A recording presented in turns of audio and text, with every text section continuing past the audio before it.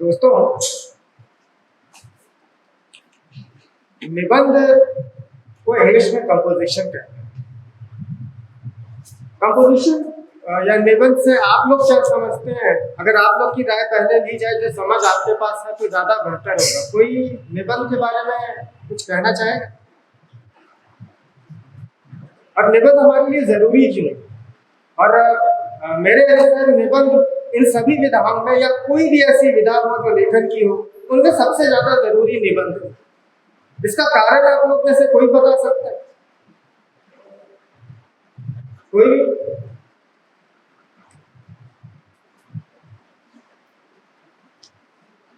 निबंध में ऐसा क्या खास है? किसी चीज को परिभाषित करना निबंध का। अगर आप किसी चीज को सही तरीके से पूर्ण रूप से परिभाषित करते हैं, निबंध के द्वारा संपूर्ण चीजों को परिभाषित किया जाता है। बिल्कुल सही कहा है इन्होंने। आप लोग इस बात को समझ रहे हैं कि अगर आप कुछ भी लिख रहे हैं तो एक निबंध, एक कहानी भी निबंध है, पत्रकारिता का आर्टिकल भी निबंध है, नाटक भी निबंध है, कविता भी निबंध। शब्द जहां बंध गए वो निबंध बन गया। एक कंपोजिशन, एक पटकथा में भी, कहानी में भी एक कंपोजिशन होता है और निबंध हर जगह व्याप्त है। और अगर कोई भी लेखक कुछ लिख रहा है तो वो निबंध ही लिख रहा है।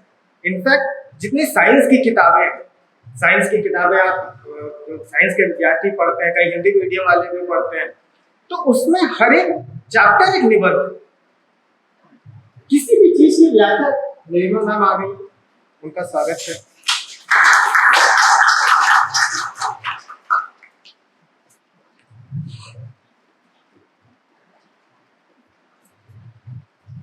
ऐसी स्थिति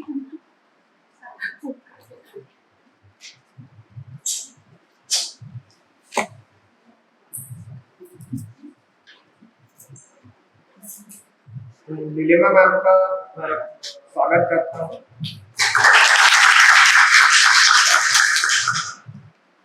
नीलिमा मैम को खास करके आज मैंने बुलाया था आपको कुछ तथ्य समझाने के लिए, भाषा दर्शन से संबंधित तथ्य।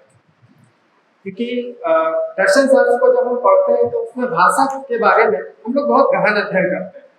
और मुझे लगा कि साहित्य के स्टूडेंट को, वैसे तो आप लोगों का दर्शन का एक पेपर होगा ही, साहित्य दर्शन का पेपर होता है, नेट के जेआरएफ में तो सिलेबस में तो है, और बाकी यहाँ पे भी मेरे ख्याल से पढ़ाई होती होगी।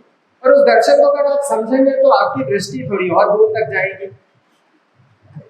तो मैं जहाँ था, किसी भी तरह के लेखन में निबंध उसका एक अभिन्न हिस्सा है, वो रहता ही है। आप छोटी सी पंक्ति भी लिखते हैं तो अपने आप में निबंध। और इससे आप दो चीज समझ सकते हैं। एक तो निबंध कहीं ना कहीं हमारी कल्पना या तथ्यों की अभिव्यक्ति, या तो हमारी कल्पना होगी जिसका कोई तथ्यात्मक आधार नहीं, या तो वो खुद एक तथ्य हो। जैसे अगर हम समझाना चाहें इस कमरे को, तो हम बताएंगे कि कितने बेंचेस हैं, कितनी खिड़कियां हैं, कितने दरवाजे हैं, कितने पंखे टंगे हैं, बाहर एक ब्लैक बोर्ड है। जब ब्लैक बोर्ड का उद्धरण होगा और पूरे इसको समझाएंगे तो अपने आप एक क्लासरूम की छवि सामने आ जाएगी। उस छवि को हम पहचान सकते। तो जो शब्द चित्र का ये जो सिद्धांत है, मैम हम लोग को बेहतर समझाएंगे, तो वो इसी चीज को समझाने की कोशिश करते हैं कि हमारे पास एक चित्र आना चाहिए शब्दों के माध्यम से, तभी वो सार्थक है। ये चित्र जरूरी नहीं है वास्तविक। एक तो ये वास्तविक एग्जाम्पल है, दूसरा एक ऐसा एग्जाम्पल हो सकता है जो काल्पनिक है, चंद्रकांता जैसी कहानी, उपन्यास, या कई सारी ऐसी फैंटेसी है जिसको हम जब पढ़ते हैं उसका कोई तात्विक आधार नहीं है, लेकिन उसका एक मौलिक आधार है, वो अपनी कल्पनाओं में मौलिक है। तो ये सब कुछ एक निबंध के आधार पर है। दर्शन शास्त्र में हम 3 सिद्धांत पढ़ते हैं जिससे सत्य की हम स्थापना कर सकते हैं: correspondence theory of truth, coherence theory of truth और प्रैग्मेटिक थ्योरी ऑफ ट्रूथ। और इस 3 में से किसी न किसी एक पार्ट को, निबंध को समझाना, मतलब निबंध उस पर बेस्ड होना चाहिए। पहला जो coherence theory, correspondence theory of truth है, वो सीधा सीधा ये कहता है, कॉरेस्पॉन्डेंस संवादिता सिद्धांत हुआ जो करस्पॉन्डेंट, हम लोग पत्रकार को करस्पॉन्डेंट भी कहते हैं, क्योंकि वो डायरेक्टली जो चीज है उसको वास्तविक रूप से वही चीज समझा रहा है, उसमें कोई मेल मिलावट नहीं है, कुछ नहीं। जो देखा उसको शब्द चित्र के माध्यम से बयां किया, उसको करस्पॉन्डेंस कहते हैं। दूसरा जो हिस्सा है वो है कोहेरेंस। यहाँ पर कल्पना शक्ति का काम है, जरूरी नहीं है कि काम आए। कोहेरेंस का सिद्धांत करस्पॉन्डेंस में भी जरूरी है, लेकिन कल्पना करस्पॉन्डेंस के लिए जरूरी नहीं है, लेकिन कोहेरेंस के लिए है। जब कोहेरेंस की हम बात करते हैं तो एक जो भी हम लिख रहे हैं, एक पंक्ति दूसरे पंक्ति को सपोर्ट करती रहनी चाहिए। ऐसा ना हो कि हम पहले लिख रहे हैं कि वो लड़का जाता है और वो लड़का जाते हुए उसका एक्सीडेंट हुआ और वो मर गया, और फिर थोड़ी देर के बाद हम लिख रहे हैं अच्छा वो लड़का तो सामने से आ रहा है, तो अपनी ही बात को काट रहे हैं, कॉन्ट्रडिक्शन है वहां। तो वो कॉन्ट्रडिक्शन जब आएगा तो आपकी लेखनी जो है वो कंफ्यूजिंग हो जाएगी, वो अपने आप मतलब जो पाठक होंगे उसकी परेशानी का कारण बन जाएगी अगर आप इस कोहेरेंस को तोड़ देते हैं।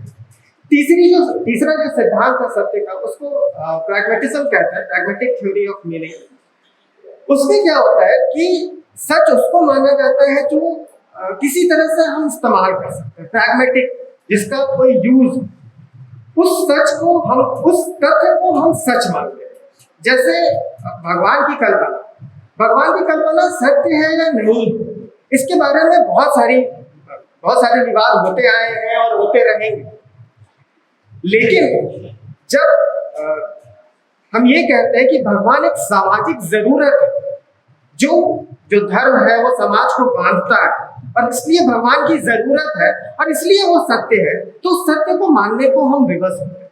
तो जो तथ्य या जो शब्दों का समूह उस तथ्य की तरफ इशारा कर रहा है जो प्रैग्मेटिक है, जिसका इस्तेमाल कर सकते हैं, तो वो अपने आप में एक सत्य की स्थापना है। इन तीनों का जब इस्तेमाल करते हुए आप कोई भी लेखनी लिखेंगे, अब वो कहानी हो, कविता हो, पत्रकारिता हो, नाटक हो या कविता ही, आपकी जो रचना होगी वो अपने आप में मौलिक, सुंदर और सुगठित होगी।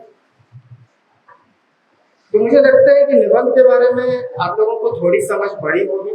हमारे जो मुख्य अतिथि हैं वो विस्तार से आपको इस बारे में समझाएंगे। मैं योगेंद्र सर को बुलाना चाहूंगा।